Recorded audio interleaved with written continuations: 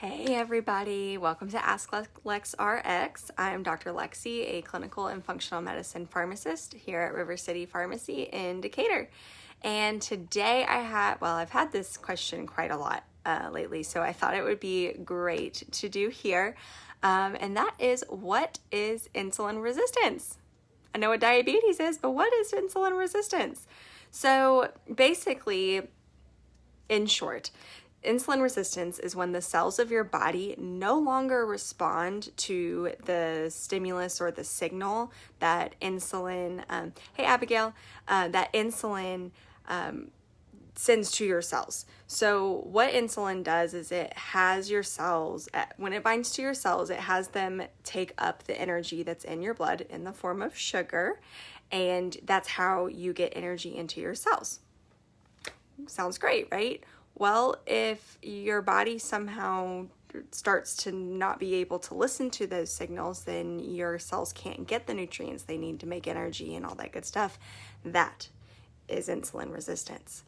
And it's not great. So what happens after insulin resistance? Like, what does it do? So it leads to elevations in your blood sugar, which makes sense because that sugar can no longer get into your cells. And then it can cause inflammation because there is too much blood sugar in your blood, too much sugar in your blood. There we go.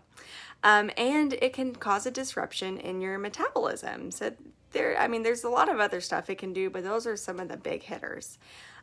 So then that eventually can turn into type 2 diabetes. It can turn into cardiovascular disease, Alzheimer's disease, and even a stroke.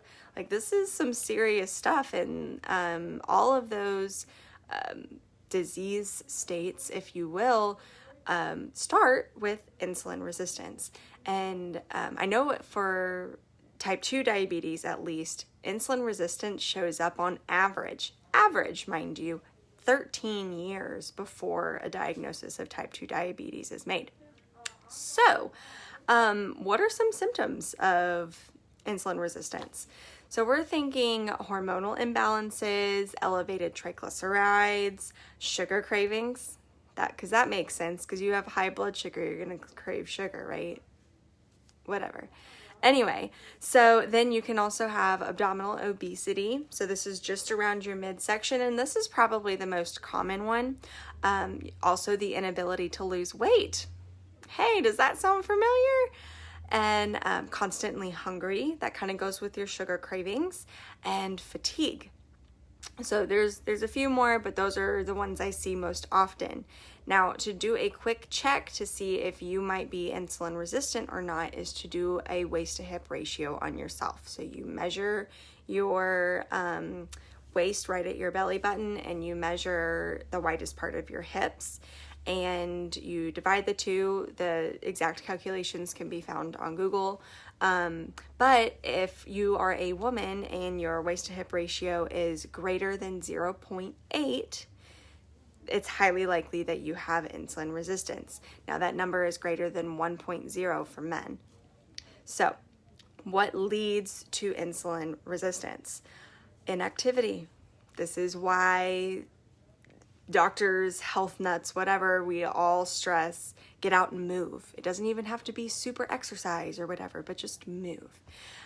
Stress can cause insulin resistance. So yoga, any kind of meditation, whether that is actually listening to a guided meditation app or spending some time in prayer.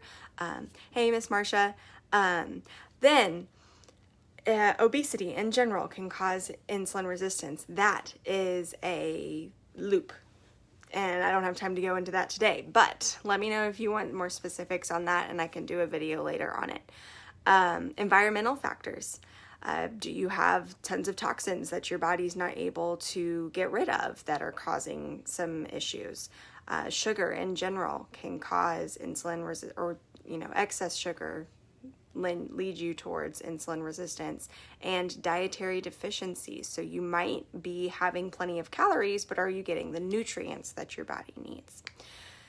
So that's a lot of information, but how do you fix it, right? That's kind of what we want to know. So going back to a lot of what I was just talking about, in what leads to insulin resistance, looking at your nutrition. So are you eating whole foods? Are you eating lots of vegetables? Do you need to eat more vegetables? How about healthy fats? Get up and move. Doesn't have to be actual exercise, just move.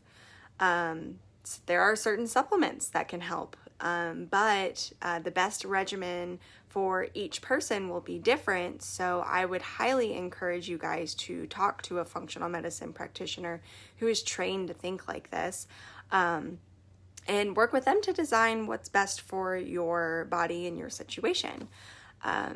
So I will leave you guys at that. If you are interested in talking more about what would be best for you, my email and phone number are in the description, and I can actually, after this is posted, I will post, hey Abby, I will post the link to my scheduler below as well. If you want to just do a quick 15-minute strategy session, we can talk it out. But yeah, let me know if you guys have questions, and I will see you guys next week. Thanks. Bye-bye.